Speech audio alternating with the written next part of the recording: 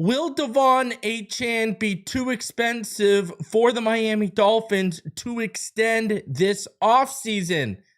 Let's talk about what that number could potentially be and if it's realistic that the Dolphins will get an extension done with a running back, let alone De'Von Achane. We will discuss that in depth. Plus, we got a whole lot to talk about regarding a Tyreek update.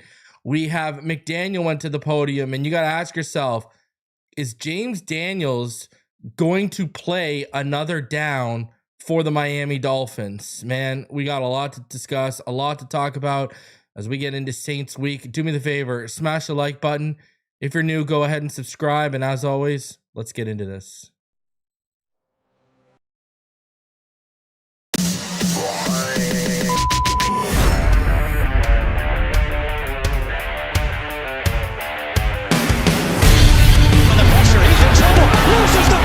Touchdown!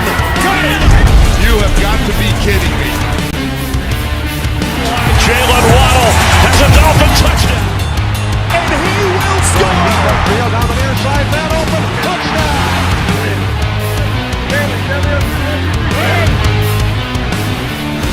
The run from Tua Tagovailoa. Touchdown! He's going deep! He's got it for the touchdown again! Touchdown!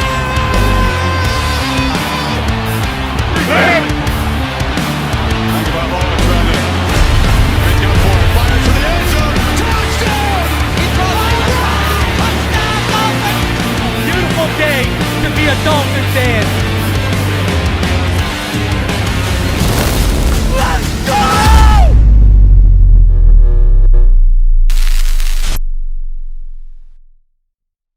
What is good, Fin Nation? What's good? It's your boy Reason, and we are back here for another one. Appreciate each and every one of you coming through for today's episode. We got a new week. Week 13 is about to begin. We got to get through Monday Night Football, and we're there. We got a lot to talk about. Listen, what a beautiful stress-free weekend, eh? Not having to worry about the Miami Dolphins. That was beautiful. That was beautiful stuff. Beautiful stuff, you know? Did some Christmas family photos, went out to a family lunch on Sunday. You know, I really didn't watch a ton of football till I caught the end of the afternoon games, the 4 p.m. games. And then, you know, I watched some Sunday Night Football. But, man, listen, I'm not letting, you know, and we'll talk about this, the Miami Dolphins being in the playoff hunt control me, all right? So I hope everyone is having a fantastic start to their week. Shout out to everyone in the chat. Been a while since we've done it. Shout out to Blockbuster, Cash Lions, Lemony Crawdad, Daniel Barry Sports Highlights, Jason Keck, Daniel Meehan, B-Rob, Robert Thomason, L Pad, Scorpion King, WC Mitlow. Who else we got in here? Philip, Pensriev. Shout out to the homie Pen Astridge. She's here too. She's up early in Australia. Hey, putting a shrimp on the bobby. Kevin Williams, Maurice, what's going on? Little unlikable monster. How are you doing? Don't worry, I like you, monster. Nick Queck, Pro Special. Shout out to all of you in the chat already. Appreciate each and every one of you coming through. Street King in here too. So got a lot to discuss. Okay, first things first. Because I already know, like, I'm going to get ahead of it. You know, like, I already know it's coming. All right, last week, my Jabroni of the week was all those who wanted to draft Shedeur Sanders, and you still are the Jabroni of last week. I'm sorry. Listen, first thing first, I'll say, if you go back and listen to the whole little segment last week, I did say he's going to be better than Dillon Gabriel. I did say I still believe he's going to be better than Dillon Gabriel. I said that 110%, and I still stick by that. But, you know, a lot of people were quiet last week, and yet a lot of people are taking victory laps this week over Shedeur Sanders. And listen, was he better than last week? 110%. But, guys, I mean, Myles Garrett was, again, unbelievable. All right. And number two, it was the Raiders. All right. Yes. The same Raiders who, after the game, went out and fired Chip Kelly. All right. Listen, now, that's not to say that one throw Shedeur made, I believe it was to Isaiah Bond, the one where he scrambled out, got on the run, and heaved it to Isaiah Bond, who was open. I'm pretty sure it was to Isaiah Bond, if I remember correctly. That was a really good throw. That was definitely the best throw I've seen of him. Obviously in the 2 games he's played in the regular season. But still, he was 11 of 20, right? He's still around 50%. So I gotta see Shedeur.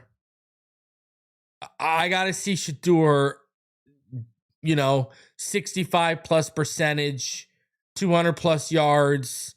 I got to see this against a good defense, right? And I got to see it consistently against good defense until I start crowning him.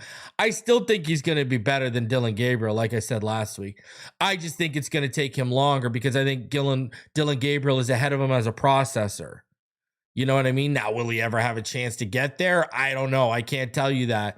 But, I mean, you can tell, he's more gifted of an athlete, and he's not even that great of an athlete, but he's more gifted of an athlete than a guy like Dillon Gabriel. I think after the game, the arrogance was a little like, listen, that's why some of these people don't like you, Shedeur, is because of your post-game on-field interview. That's going to come off as arrogant. Take it from a guy who people think I'm arrogant because I talk about the amount of times I'm right, because I'm right a whole lot more than I'm wrong.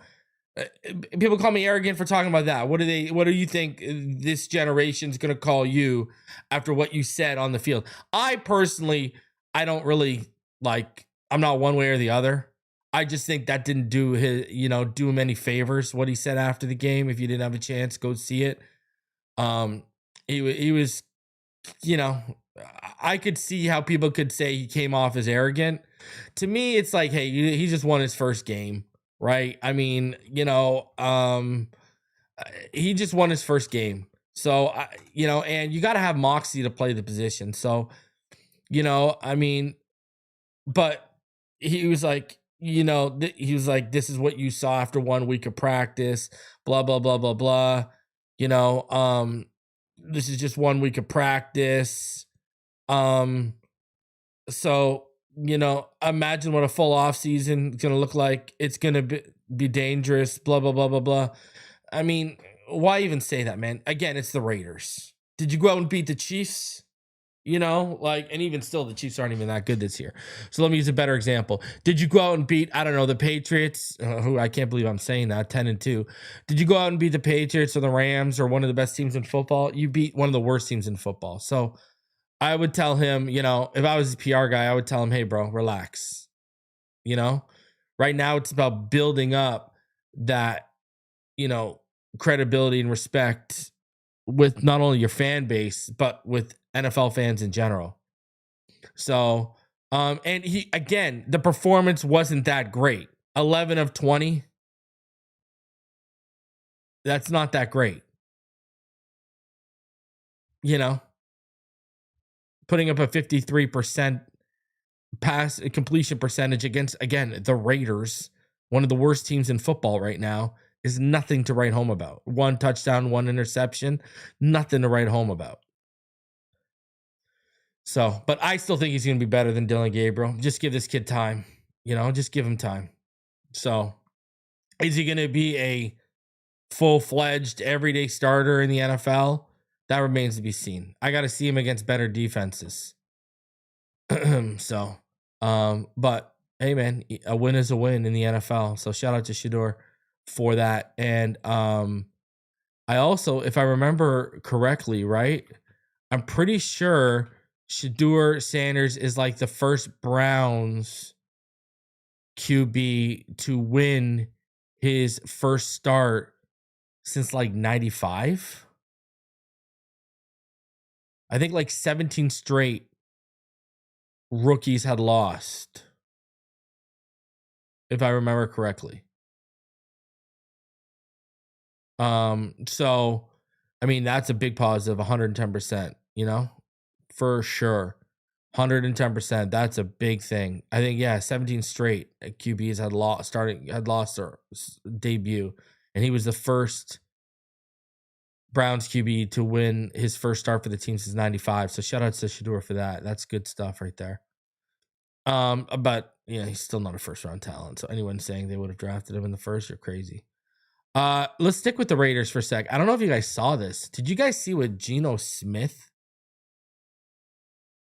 Did you guys see what Geno Smith did post game running off the field in that Vegas game? This man went and flipped off all the Raider fans.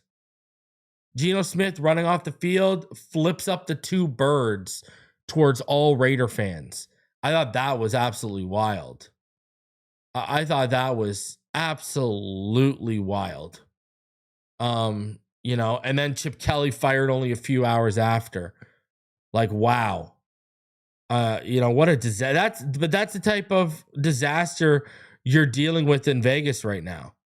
It's off the rails in Vegas. I mean, there's just nothing else to it. It's off the rails in Vegas.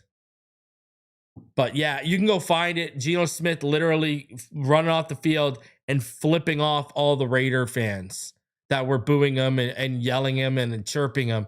I think that's wild. Now, Chip Kelly then got fired. I want you to think about one sec how crazy this is that Chip Kelly got fired. That was supposed to be Darrell Bevell's job. That's what that was supposed to be. That offensive coordinator position was supposed to be current Miami Dolphins quarterback coach Darrell Bevell.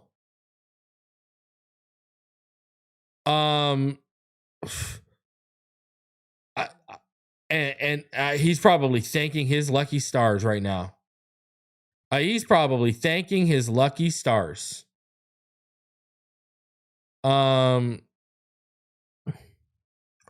This, I tweeted this out yesterday. What's interesting too is, think about this for a sec.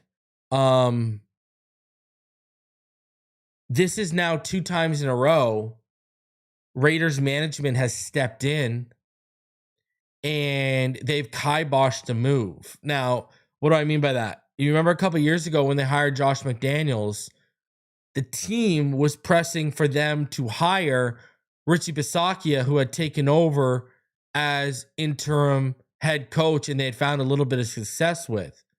But instead, a lot of Raiders investors and Raiders upper management said that isn't good enough. We need to go big name hunting. And they went out and they got Josh McDaniels. And it blew up in their face, right? It ended up actually not working out. And then, so that blew up in their face. Now, what happened? It was supposed to be Darrell Bevell. That's who Pete Carroll wanted to bring in, obviously, because there's their Seahawks ties. And they stepped in and said, no, we want a big name. And they made Chip Kelly the highest paid offensive coordinator in the NFL. And 12 weeks into the season, he's gone. So I think that's, see, big names aren't always the best, right? Big name hunting isn't always the best. Those are the kind of vibes I get from if the Miami Dolphins were to move off of Mike McDaniel. Those are the kind of vibes I think it'd be a disaster with Mike McCarthy. I don't know why. I just have a feeling. I could be wrong. I don't know. But I get the same thing. It's like big name hunting could be a disaster if you go for a guy like that. So Chip Kelly, wow, what a bad day, eh? What a bad day for the Vegas Raiders. Point blank period. What a bad day. And I got to say something else. The Jets, man, Quinnen Williams has been an absolute revelation since going to the Dallas Cowboys. He had 8 pressures against the Eagles. And he only had 30 pass rushes. I mean, this was like a 26.7% pressure rate. Man, since joining the Cowboys, Quinnen Williams has more quarterback pressures than any other defensive tackle and has the second lowest average time to pressure amongst those with at least 5. I mean, Quinnen Williams has been phenomenal. Phenomenal. And sticking with quarterbacks, Shedeur. You know, I think Shedeur, I said last week, I still think Shedeur is going to be better than Dylan Gabriel. I'll say it again this week. That JJ McCarthy. Woo, man. JJ McCarthy. Oh, he is bad. JJ McCarthy, it's way too early to use the BUST word, but oh boy, if there's one guy that's trending that way, it's JJ McCarthy. And if you remember, I was not a fan of him coming out. And what's crazy is I actually think Harbaugh wanted to ditch Herbert for him, and what a mistake that would have been. But JJ McCarthy, it's absolutely awful in Minnesota.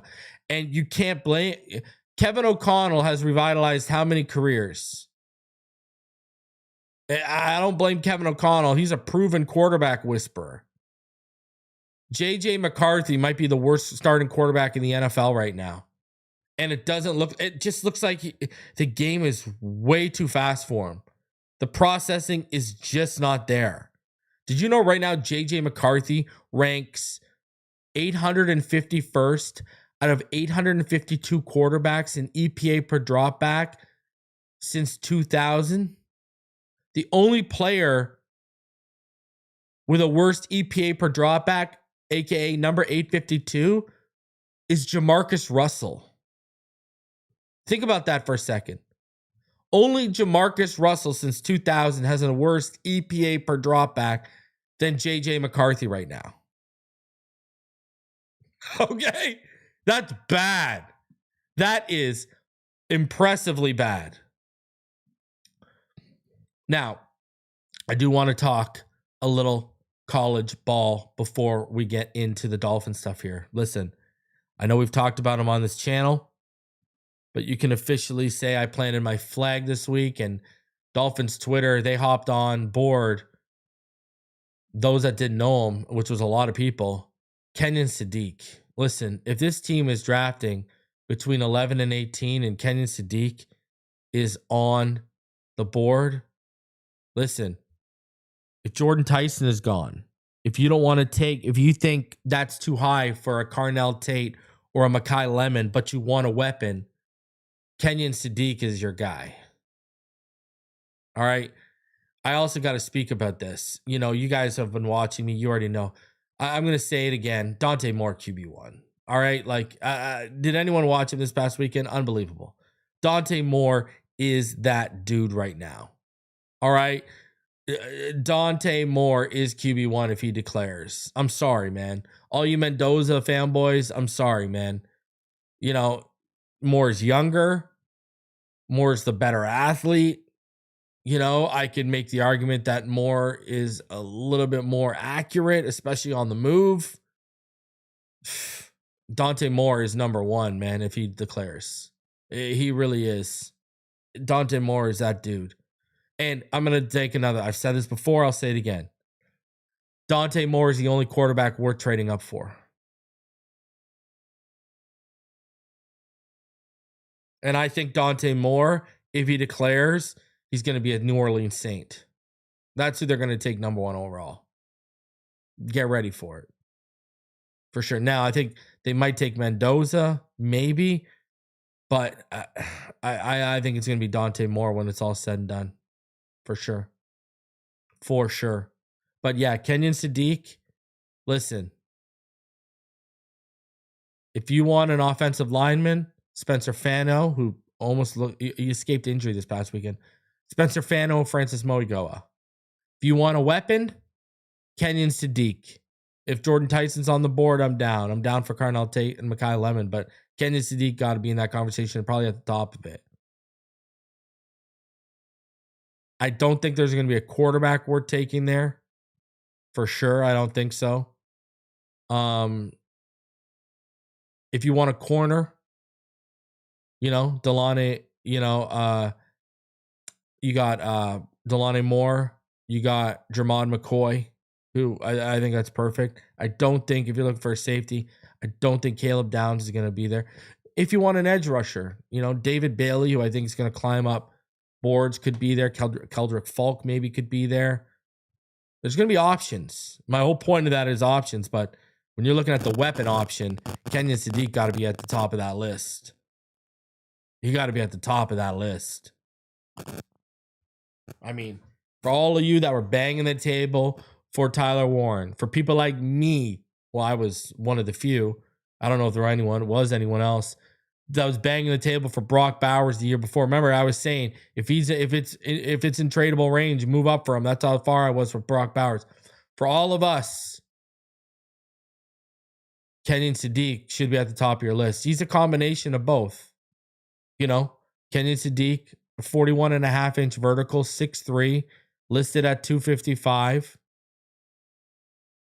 It's just an absolute beast, right? He's a more dynamic playmaker and catcher than a guy like Tyler Warren, but he's a damn good blocker, right? He's a better blocker than Bowers was coming out.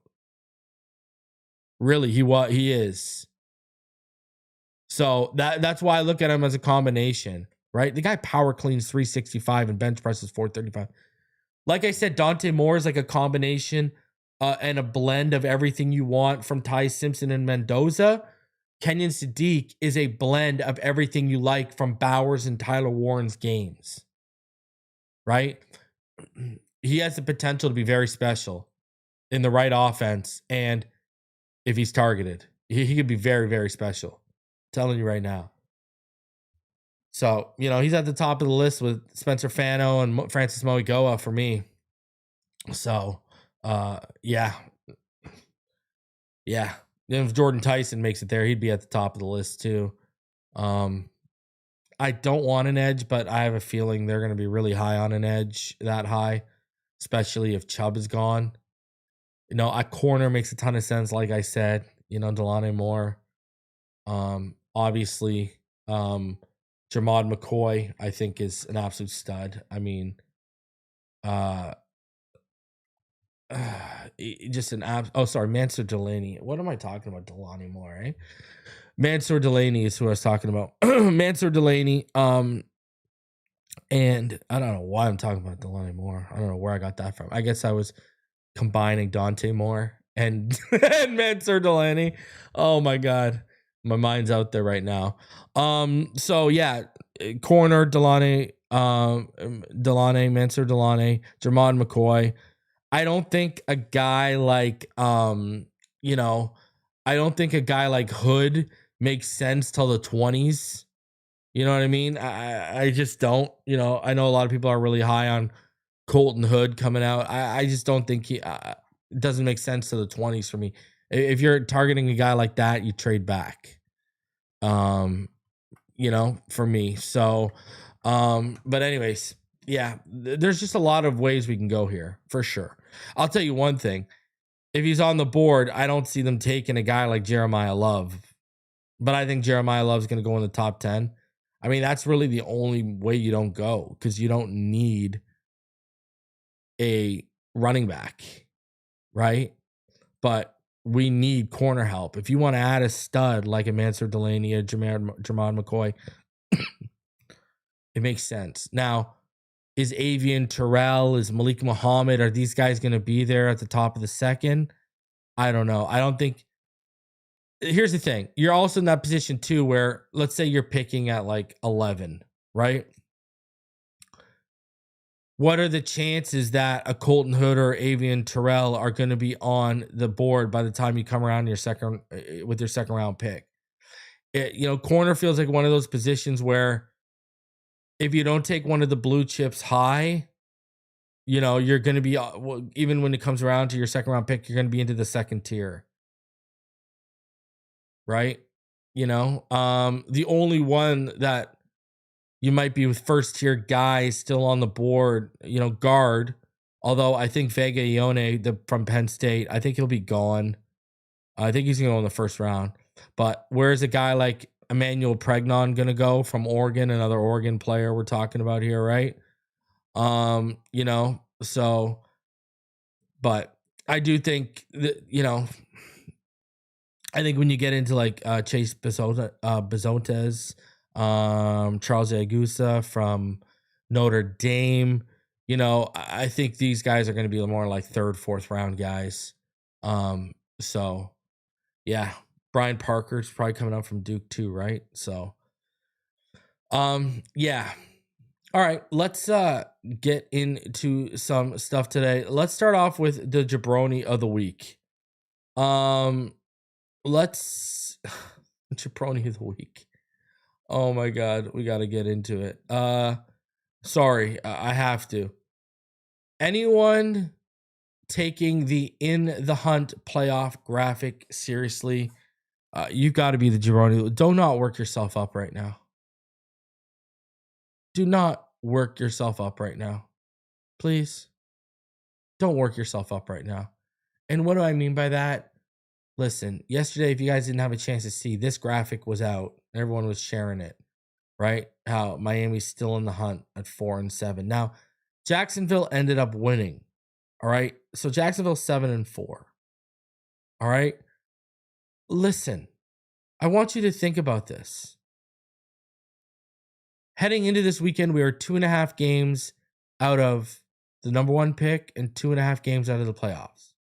We are now 3 games out of the playoffs and 3 games out of the number 1 overall pick. 7-4. I want you to think about this for a second. Okay. 7-4. Jacksonville has a pretty easy schedule. The hardest schedule out of those guys you're chasing at 7-4 is actually the LA Chargers. But here's the thing, the LA Chargers beat you. So if you both finish with 10 wins and your divisional record sucks. So if they beat you, I mean, if they end up with both 10 wins, the Dolphins and the Chargers, somehow the Dolphins, they have the tiebreaker. I mean, and I want you to think about this for a second. There's 6 games left, ladies and gentlemen. One of those teams, all right? The Chargers, the Buffalo Bills, the Jacksonville Jaguars. One of those teams needs to go at best 500. You literally need one of those teams to win 2 out of the next 6 games to have a chance. I mean, what are we really doing here? I do not think, Jermon McCoy hasn't played this year yet. He's been practicing for a while, but I don't think he's playing because he doesn't want to ruin his draft stock. But Jermon McCoy's tape is so good that, I mean, you go watch his tape from when he was healthy. I mean, if he would have played this year, he would have been number 1. But Mansour Delaney for LSU has had a big year. So anyways, my point is, you need like a miracle here. You need, like, think about this. You need to win out. You need to win the next 6 games. And you need one of those 3 teams to win 2 out of the next 6. And that's not even including, you've got the Kansas City Chiefs and the Pittsburgh Steelers in front of you. And the Houston Texans, who all already have 2 wins. So you need those teams to go like 500 at best, get 3 wins, get to 9 wins. Then you need Jacksonville or Buffalo or LA to only win 2 of the final 6, and you need to win out. Look at what needs to break their way. Like, let's be real here. Do we think that's going to happen? Like, raise your hand if you really think all of that is going to happen. Nothing broke the Dolphins' way this week. I just, what's the point of even getting caught up in the hunt graphics? What's the point? What do we have, like a 1% chance? Shout out to Wool 2. He put his hand up. He believes. I don't think we have a snowball. It's funny enough, we're entering winter. I don't think we have a snowball's chance in hell. And they did it to themselves. So now, a few other factors here. All right. I will say this. This is working in their favor. I mean, they got one thing working in their favor, I guess.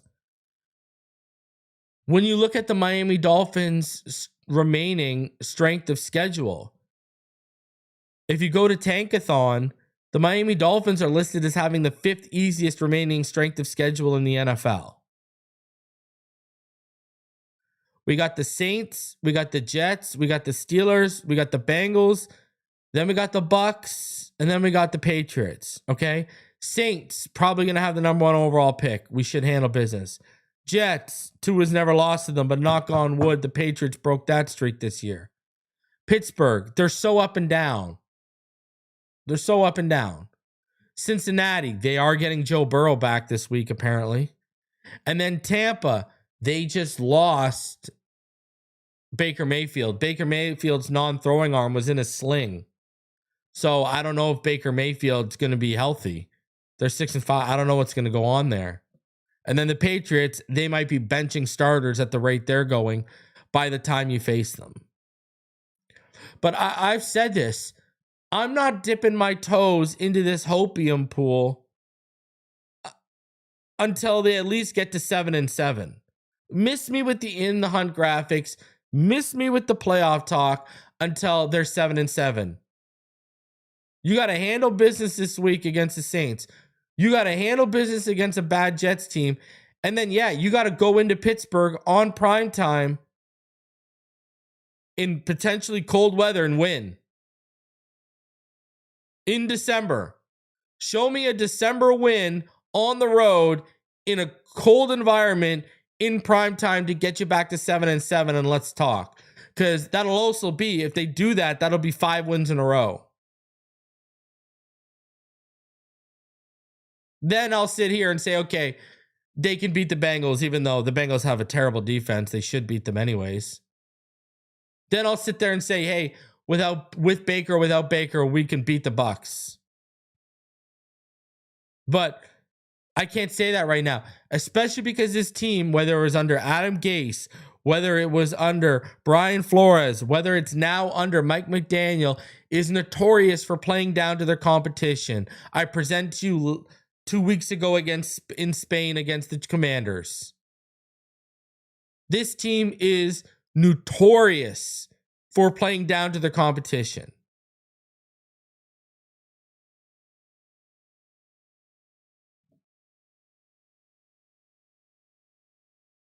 And I've said this, if you're going to go on a streak, finish the job. Make it worthwhile for playing your way out of a top 5 pick, which is what we've done. We had the 4th overall pick. We're now at what, 11?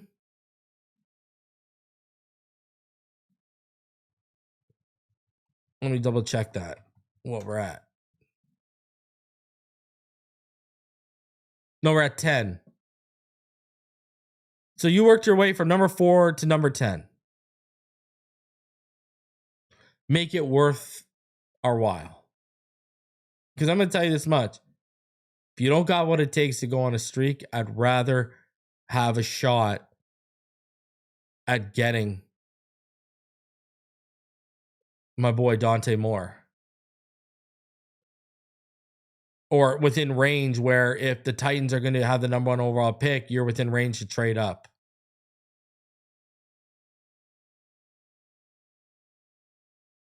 So finish the job, man. If you're going to make a run. But again, I'm not dipping my toe in that hopium pool till they're 7-7. Because it wasn't, the fact that it was a far more impressive win in terms of the scoreboard and overall domination against the Buffalo Bills than it was against the Washington Commanders, well, that's worrisome. So you can't afford to play down to competition right now. You got to win decisively. So yeah, miss me with the in the hunt graphics.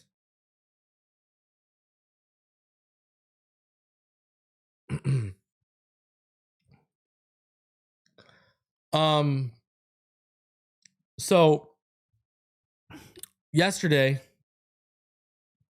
I had a little bit of a call from my boy over at FinHub. Nick Hicks made an interesting comment yesterday. My boy FinHub on Instagram. If you're not following, go follow him. He posted, old Tua highlights showing how different Tua was at one point. And look what Nick Hicks said. Let him know my phone number hasn't changed. Right there, right in front of you. Let him know my phone number hasn't changed. Man, I've been telling you for quite some, all of you who will listen for quite some time now, when you look at the regression as in what we're seeing right now in terms of the body, in terms of the mechanics, say what you want about Nick Hicks, whether you like him or don't. Can't deny the fact that he had Tua in the best physical shape of his life and mechanically in his footwork at his peak in the NFL. The stuff we saw, shades of the stuff we saw from Alabama. And, I've straight up told you guys that the team has played a role in shutting down 3D QB and perform since he signed that new deal. But also, Tua is just straight up just dipped. Now, there's a lot of reasons behind that maybe we'll get into one day. But he's straight up, it's not my business to put it out there, but let me just say this. Nick Hicks and Tua Tagovailoa haven't had communication for quite some time. And so that's why that comment rings a little bit more truer too, for the people that know the actual situation behind the scenes. So, man, number ain't changed, Tua. Hit him up. And while you're at it, hit up 3D QB. Just saying. Because you need to get that footwork. You need to get those mechanics. You need to get everything. Is there any bad blood? Not that we know of. That's the thing. Not that we know of. It was just one day there's communication, the next day there isn't, and there hasn't been since. So, and also the team, right? The team said, hey, you signed a $212 million deal. You are a liability if you train outside of this facility. We want to oversee your off-season workouts and training. Everything has to run through us for approval now. And I've said this, under Flores, under McDaniel, there weren't a lot of fans of Nick Hicks in that building for whatever reason, to the point where I'll be honest, I'll keep it $150 with you. Who do you think came up with that whole jiu-jitsu fall training for Tua to avoid sacks? That was Nick Hicks. And yet the team came out here and straight up took credit for it when that was all Nick Hicks. That was Nick Hicks' suggestion. Nick Hicks put it together. They did him pretty dirty, man. They did Nick Hicks pretty dirty. They didn't want to give him any props. And another thing that I think he doesn't get enough credit for is, think about all the different body types under Flores and McDaniel the team has asked Tua to be. They've asked him to slim down. They've asked him to bulk up and add weight and get to almost 230. And Nick was able to balance those weights, but still kept the footwork clean, still kept them in peak physical condition for whatever weight they wanted them at.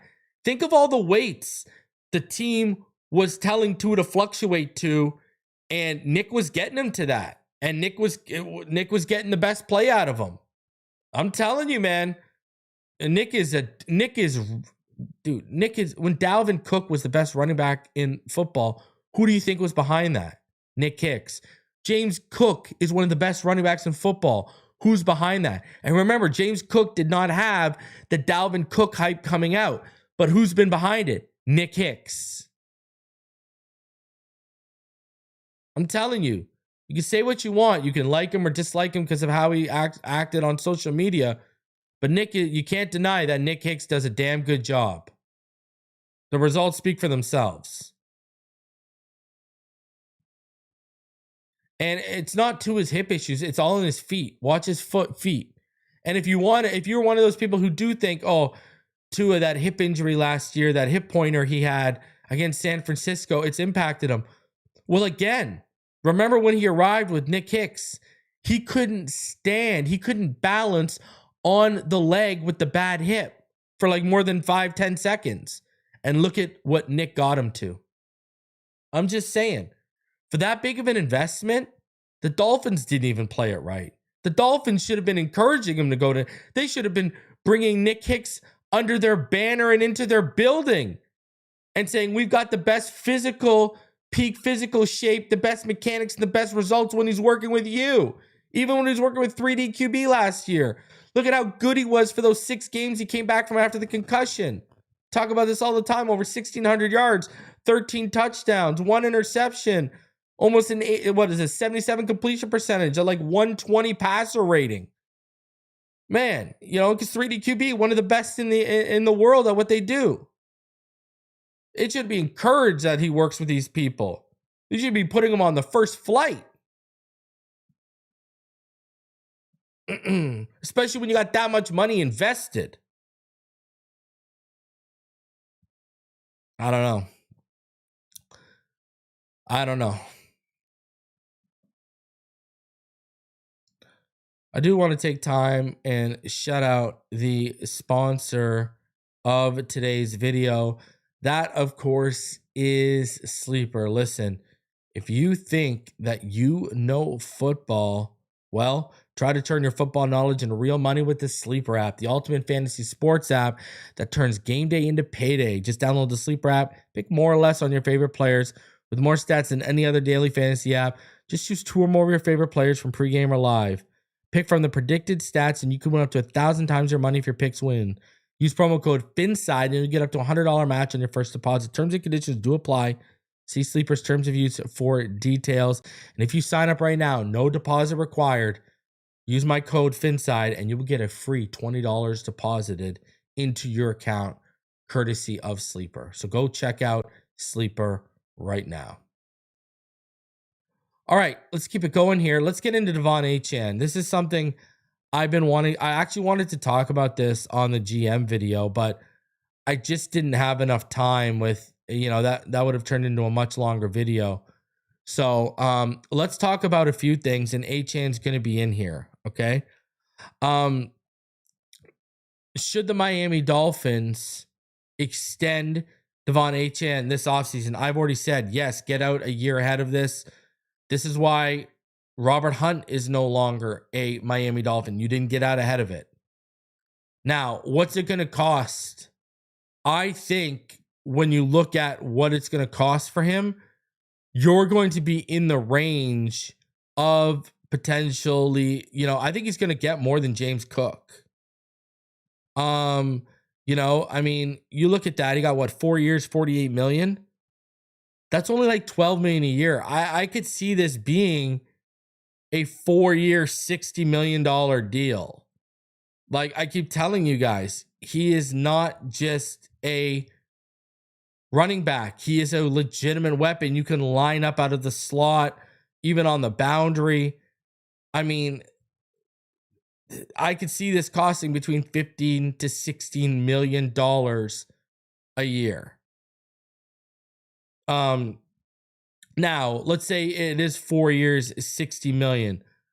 What would the guarantee be of that? Probably like 35 or 40. You'd probably be dealing with like 35 to 40 million of that guaranteed. And I'm in. I mean, I'd be down to make it 5 years, 75, make the 5th year, a team option if you want. But I think this is realistically where we're heading right now. And if he has another big year, the market's just going to go up. Now he might be 17 or 18 million. I think like as soon as the clock strikes 0 on the season, you should be getting into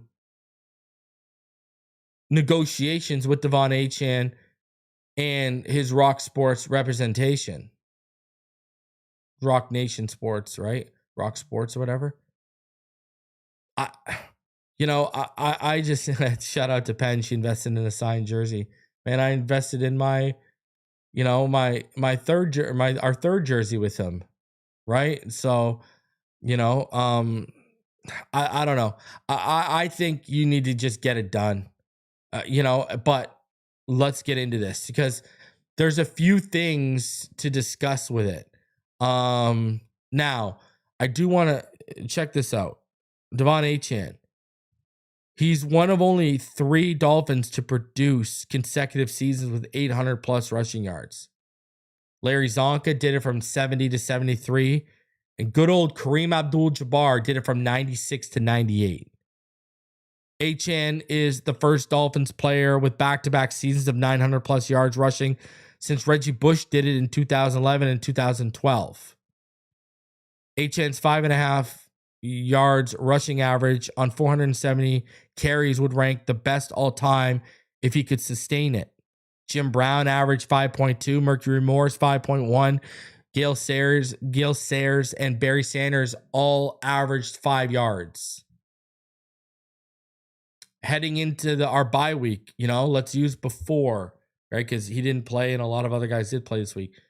Heading into bye week, he was number 3 in rushing yards and number 3 in receiving yards amongst running backs. And he was stacking up the touchdowns. I mean, Achane's been delivering. There's no, he's one of the few guys that always gets off the bus. He's getting off the bus, especially in big games, big moments. We found a guy who doesn't fold. Now, Barry Jackson talked about a few of these financial things in an article he did last week. I want to go over them because he does talk about Achane in there, but he also talks about Tua and Austin Jackson. So, should Tua Tagovailoa return as the unquestioned 2026 starter or what all? NFL Network said Tagovailoa and Mike McDaniel's futures are likely married. Likely is the key word here.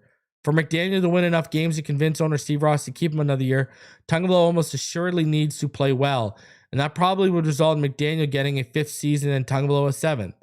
If McDaniel's offense falters and the team loses a lot, then McDaniel likely exits and the new coach will figure out whether to make it work with Tagovailoa or sustain the cap-crushing consequences, parting ways with him this upcoming offseason. Commit these numbers to memory. Tagovailoa's $54 million salary next season is guaranteed, and his cap hit will jump from $39.1 million to $56.1. Not ideal for a team that's $11.6 million over next year's projected cap per over the cap. If they move on from him in this offseason, the Dolphins' 2026 cap hit for Tagovailoa would be $99.2 million if he's cut before June 1st, $45.2 million if he's traded before June 1st, $67.4 million if he's cut after June 1st, with another $31.8 million on Miami's 2027 cap, and $13.4 million if he's traded after June 1st. The view here, unless the opportunity to land a top quarterback suddenly falls in Miami's lap, then go one more year with Tagovailoa while drafting a quarterback in the first 3 rounds next April.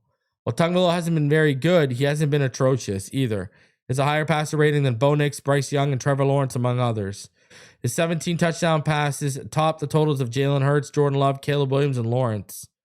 His 68.3 completion percentage is 9th in the league and better than the accuracy rates for Lamar, Love, Hurts, Herbert, Rodgers, Stafford, and Patrick Mahomes. The 13 interceptions, combined with unacceptable performances against Indianapolis and Cleveland, on top of the durability questions and the limited mobility and the shaky arm strength, all suggest he's likely not the long-term answer. It's now clear to everyone with eyes that Tua Tagovailoa must be close to perfect to overcome all of the physical limitations working against him. But even if he's not Mr. Right, he might remain Mr. Right now for 2026. Incidentally, the question, what do the Miami Dolphins have in Quinn Ewers, should be on the list, but it's not on the list because McDaniel, who needs to save his job, said he's going to play the quarterback that gives him the best chance to win. And Tagovailoa likely would need to unravel over multiple games for Ewers to earn a shot. Should the Dolphins prepare a mega extension for De'Von Achane, who likely will seek one heading into the final year of his contract? The answer seems obvious, yes, barring a major injury or an unexpected regression over the final 6 weeks. Point of reference might be James Cook's August extension, see what I'm talking about, with Buffalo. But even that might not be enough to satisfy his Rock Nation representation, considering he ranks 4th in scrimmage yards, 3rd in rushing yards, and 2nd in yards per carry. The Dolphins have had so many draft misses that they really need to start doing whatever it takes to keep the ones they hit on. Achane is the first Dolphin with back-to-back seasons of 900-plus rushing yards since Reggie Bush. Unbelievable. Can Austin Jackson and his health be trusted to give him another year at right tackle? Next Sunday against New Orleans, Jackson seems positioned to return from a toe injury that has sidelined him since the opener. He's fine when healthy, but the problem is that he has played in just one of Miami's last 20 games since last November 4th because of knee and toe injuries. Keep in mind that Jackson is due $9.9 million next season with a $15.8 million cap hit. If the Dolphins decide to part ways, his cap hit would be $13.8 million if the Dolphins release or trade him before June 1st, but just $4.3 million after June 1st. The first inclination here, see how well he plays over the final 6 games. If he's mediocre or injured again, Miami drafts a right tackle in the first 2 rounds in April, consider making him a post-June 1st cut. But there's no reason to rush into a decision before the draft. So, with Tua Tagovailoa, I've said this. The only thing that makes sense is trading him.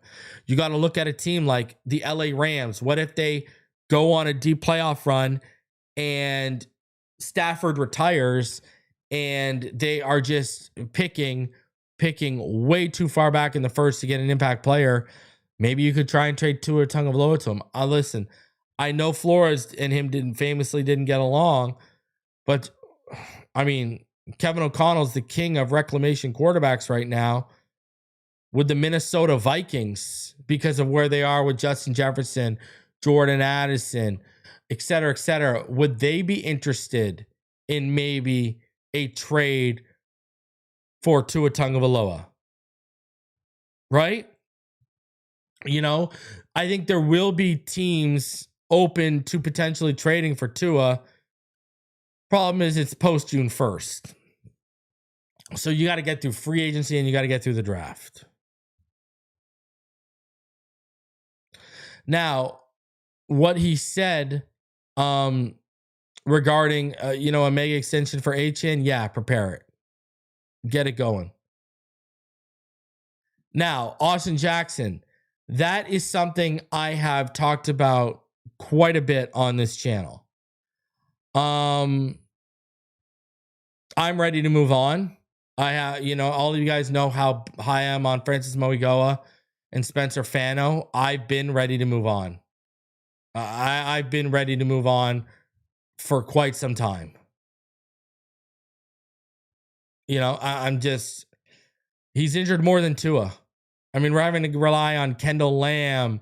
We're having to rely this year on Larry Borum. We've had to rely on Liam Eichenberg. You just can't keep doing that. Sorry. Especially with what he's due next year if you do keep him on the roster. I mean, $9.9 million next season for what if he's on that roster? Again, none of it's guaranteed, but still. And then that $15.8 cap hit, that $15.8 million cap hit because you restructured him was absolutely such a terrible move. And I knew it was at the beginning. Now, Mike McDaniel, he went in front of the podium today and he had some updates, and one of them was not particularly good. One of them was good. Let's talk about them. So Darren Waller will return to practice this week. Miami Dolphins tight end Darren Waller will return to practice this week as he works his way back from the injured reserve. Waller will be designated for return at Wednesday's practice, Mike McDaniel said. Darren's window will open Wednesday. We'll integrate him back into things, McDaniel said. That's a 21-day practice window McDaniel is referring to, within which Waller can be activated from IR, beginning with the New Orleans Saints at home on Sunday. Waller suffered a pec injury in the October 19th loss to the Browns. So that's where he's been. And he's been phenomenal this year, right? So Darrell Bevel said, we respect his abilities. I know Tua loves having him out there. He's a big target, big catch radius. The guy can run as soon as he's back full speed, ready to go. We'll be able to use that skill set. Offensive lineman Andrew Meyer, the backup center. It looks like he's going to be coming back very, very soon. Could return soon to practice, but there's no specific date. Remember, he was hurt in training camp. McDaniel said Jason Sanders is doing a great job getting healthy, and we're getting close to that moment, but not quite there. So Riley Patterson will continue in his place. Now look at this. The Dolphins coach said he has no timeline on James Daniels, who suffered a pec injury 3 plays into the season. McDaniel said he doesn't know if Daniels will return this season, which has 6 games left. The Dolphins, they had a light tune-up practice Monday as they returned from bye week. Waller was not yet participating. The 2 players on the active roster also not seeing doing drills were Bradley Chubb and Jalen Waddle. But Chubb, he played in last week in Madrid through a foot ailment, was seen working out on the side at practice. Look at this, man. James Daniels. Are you kidding me? Like, I want you to think about this. See, we praise Chris Greer for, hey, man, Rasul Douglas, Jack Jones. You know, you're drafting a Jason Marshall, Dante Trader. They're working out. Obviously, so is Kenneth Grant. Looks like he's turning the corner. Jonah's turning a big corner, et cetera, et cetera. But then you got stuff like this, man. Liam Eichenberg. You brought Liam Eichenberg back when you knew he had chronic injuries. Like, you brought him back. And the word I've heard, notice how Liam Eichenberg wasn't mentioned anywhere. The word I've heard is not to expect Liam Eichenberg back. You brought this guy back with chronic injuries and ailments, and you can't even use him. Now look at James Daniels. I want you to think about this. Darren Waller's 21 days been open, and he had a pec injury. You can't tell me that James Daniels did not tear his pec, because he had a pec injury too, remember. There ain't no way he didn't injure his pec. I don't know what you try to tell me. And I don't care what you try to tell me. He tore it. It feels like they got ahead of themselves, told us he didn't, did further evaluation, and found out, oh crap, he tore his pec. And the way his contract is structured, he has no guaranteed money next year. If you look at how James Daniels' contract was structured, it was structured for him to basically renegotiate in the offseason to get guaranteed money based on his play. And the guy's not going to be able to end up playing at all.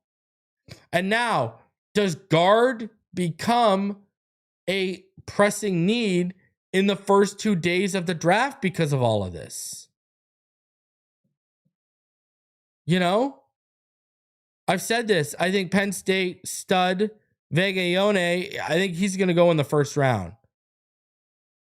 Does Emmanuel Pregnon become all of a sudden someone you're looking at?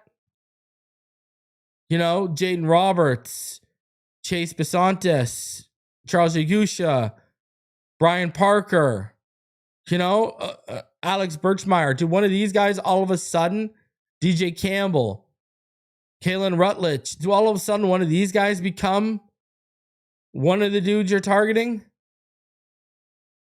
Because you just can't get the guard position right? I don't know. You know, what's funny too is James Daniels had been relatively healthy. Beside that injury he had last year in Pittsburgh, he had been relatively healthy his whole career. And now look. And, you know, now we're in a position where I've told you I want to move off Austin Jackson, where it doesn't look like James Daniels is going to work out. We're in a position where you might head into this offseason needing a new starting right tackle and a new starting right guard. And remember, you could have at least solved one of those by just having Jonah at his natural spot, but they wanted to make it difficult on themselves. You know, it'd be one thing if you had the left tackle position figured out, center figured out, and at least one position, right guard, figured out with Jonah. We got nothing on the right side figured out.